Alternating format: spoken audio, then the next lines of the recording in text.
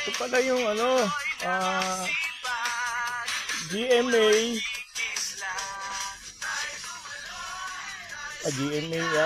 ABS-CBN, Showtime sa GMA, the contract signing. Ngayon lang nangyari ito Kaya pala.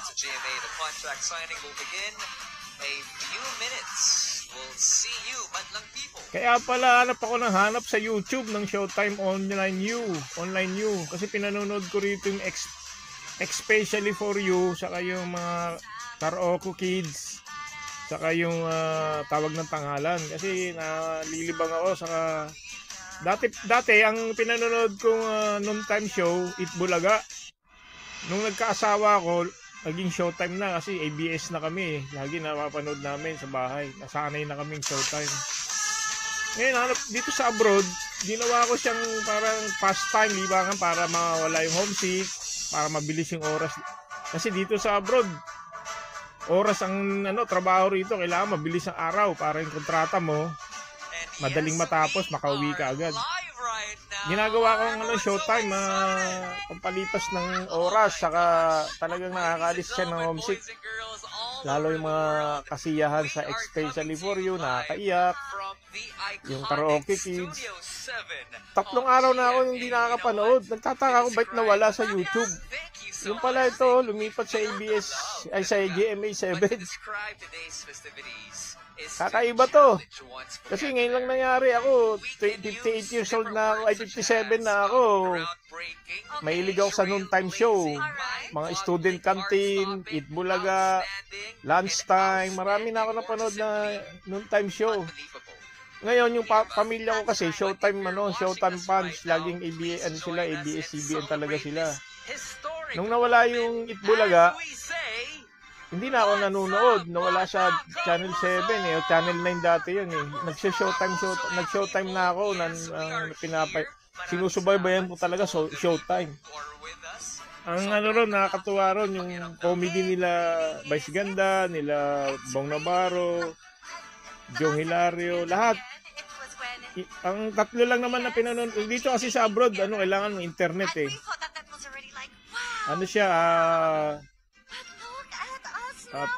pagdating ko galing trabaho, bukas agad ako ng YouTube, Showtime agad. Malaki kasi yung screen ng TV ko.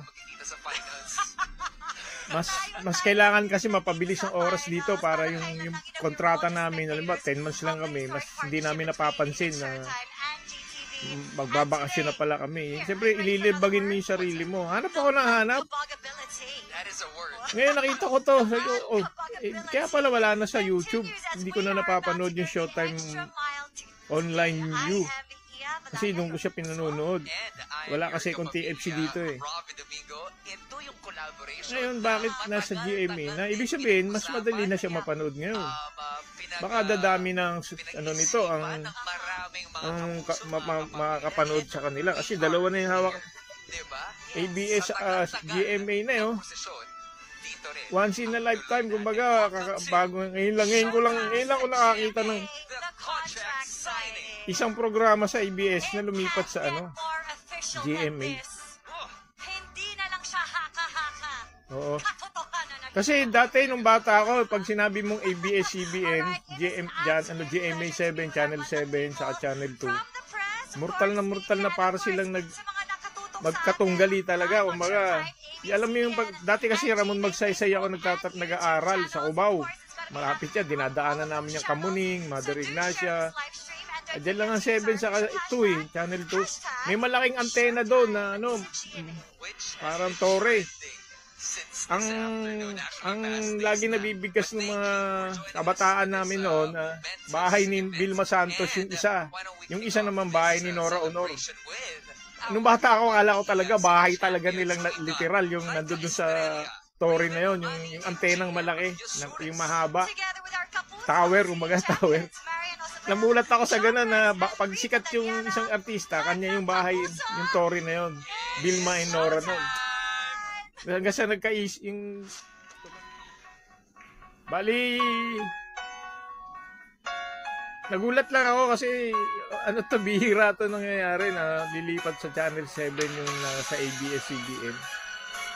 Mas lalakas siguro sila kasi malakas ang GMA 7.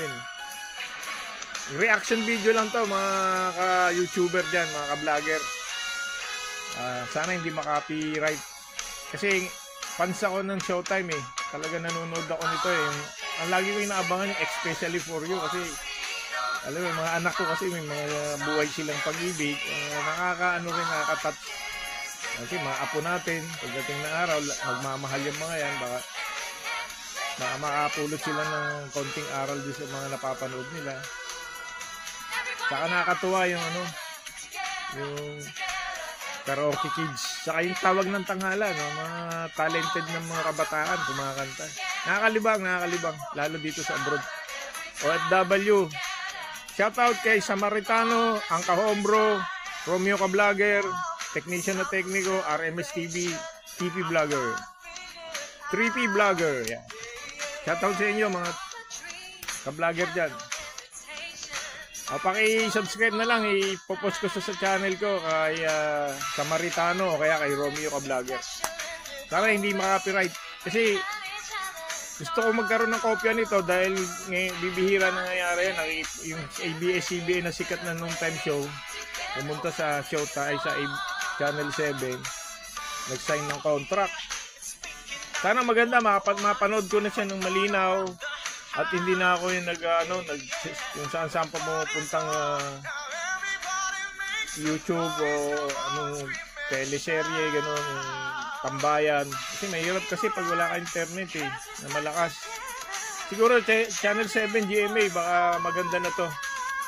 Yung YouTube nila dito, na mga replay, mapapanood ko na ng maayo. Ano natin ipo-forward natin para para yan. Makatayo. Tinutulungang makatayo. Ayan. Ano natin si Baskanda. Pinagbuksan niyo pa kami ng tahanan para doon muling magpalakas, magpahikaling, magpahilom, at makatindig ulit. Kapiling kayo. Hindi tumindig mag-isa, kundi tumindig kasama kayo. Maraming salamat po. This is just so historic. So iconic. This is mothering. Diba? Iba eh. Kasi, who would have thought? Diba? Who would have thought? Hindi lang naman siguro ako nakaisip no, who would have thought na mangyayari ito? Magsasanib puwersa talaga, na magsasama talaga ang ABS at GMA. Kasi nung nasa GTV tayo, parang ano lang yun eh. Parang 1/4, yung ganon, parang, di ba, yung mga sanon, iba, pero yung GMA na, yung Showtime nasa GMA na, di ba, parang ganon, parang nung pinapasok tayo sa GTV, parang, nabuksan yung bakuran. Pero nung GMA na, binuksan na talaga yung pinto, alikas, dito tayo sa sala, di ba, isinama tayo hanggang sa sala, ang sarap-sarap lang, wala siguro nakaisip nun, kasi yung GMA at saka ABS, para siyang, kahit ako, nagulat ako eh. Alam niyo yung gamit na kasi nung March 18, 19, 17, 18, 19, kasi sasabog siya. talagang paggaling ako sa trabaho, ito yung pampalipas oras ko rito sa kwarto. Kasi ang OFW talagang libangan yung mga ganyan Showtime, Tikbulaga, yung mga noontime show. Pampalipas namin ng oras para mas mabilis yung araw namin dito. Makauwi kami agad, hindi namin namamalayan. Kasi kung wala kang panoorin, malulungkot ka eh. Sa pamamagitan ng isang transformer. Talagang mag-iisip ka ng gagawin mo para lang matapos yung isang araw mo. Ito yung isang dahilan, yung panonood ng mga ganitong noontime show. Nagkakasundo yung 110 at 220. So paano nag-connect yung 110 at 220 na GMA at ABS-CBN? Ano nga naging transformer? Hamon. Malakas yan. ABS at GMA nagsama. Kung bakit kayong dalawa ay pinili nyo. Sama nyo pa yung UNTV, mas lalakas kayo. This is a transformative Joke lang. event. This is a transformative moment. Hindi to agad nangyari, pero ngayong nangyayari na ito. This moment has a very strong, a massive transformative purpose. massive transformative purpose. At least meron akong kopya. Kasi sa panahon ito, hindi naman kayo sabi Wag lang ako makaka-copyright. bigat ang hirap ng buhay ng mga tahanan ng mga Pilipino. Ang bigat ng buhay ng mga Pilipino. Viral At kasi dahil ito eh. mas mabigat Kahit ang ako nagulat eh. pinagdadaanan ng Nahanap mga ko talaga tong Pilipino, may mas Showtime. malaking pangangailangan. Wala na, bawat hindi ko na pamilya. Nakakapanood ako, hindi buo. Bukod sa Kumbaga pangangailangan yung ng mga pananalapi, parang teaser lang Ang siya. daming pangangailangan ng mga pamilya. Etong 3 araw, pero nakaraan, Pangangailangan. mga nakaraang linggo, buwan, Sa napapanood ko karagdagang siya ng saya, buo. Doon pangangailangan sa awa, Showtime U, online TV, yung pangangailangan replay sa na. Pero ngayon, hindi ko na makita. Siguro, inalis na, kaya baka sa GMA7, mapapanood ko na ng buo to.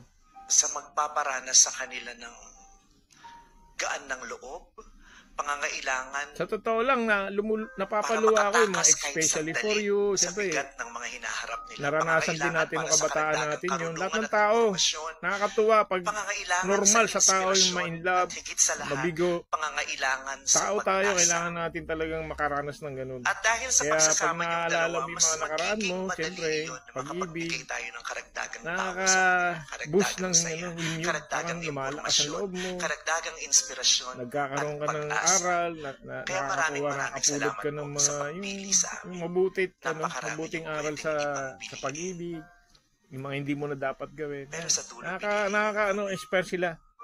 maraming salamat. Tatanda-tanda At rin ngayon naman po ng na lahat pinili ng nyo tao. kami, halika na. Magsanib puwersa na tayo para mapanalunan at mapagtagumpayan ang mas malalaking hamon.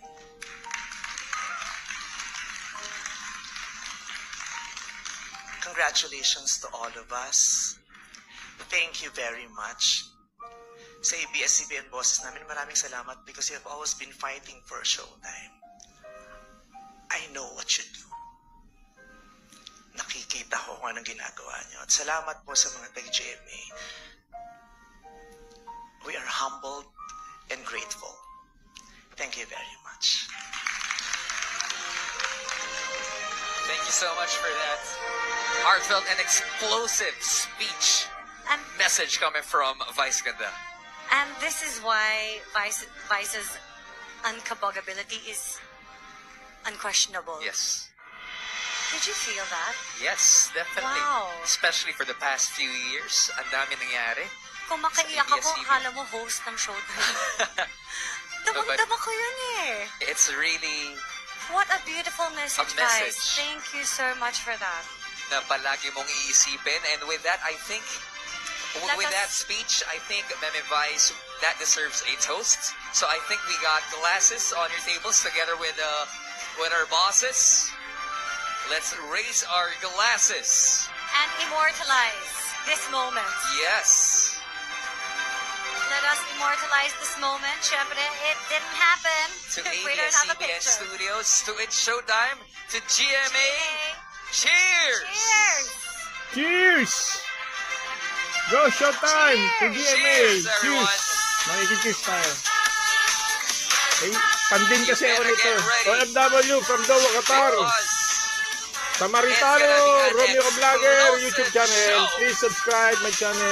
it's Showtime on GMA! Yes, on Showtime on GMA. Shukran!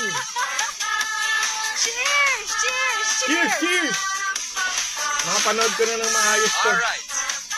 And to continue this celebration, muli nating papalikin ang ating kapamilya at kapuso singing champion. We give you Laika Estrella, Raven Mali, JM Yusures. Marian Osabel, John Rex, and Rita Daniela. Yehey! Go, go, go! Showtime! Panalo, panalo! On this together.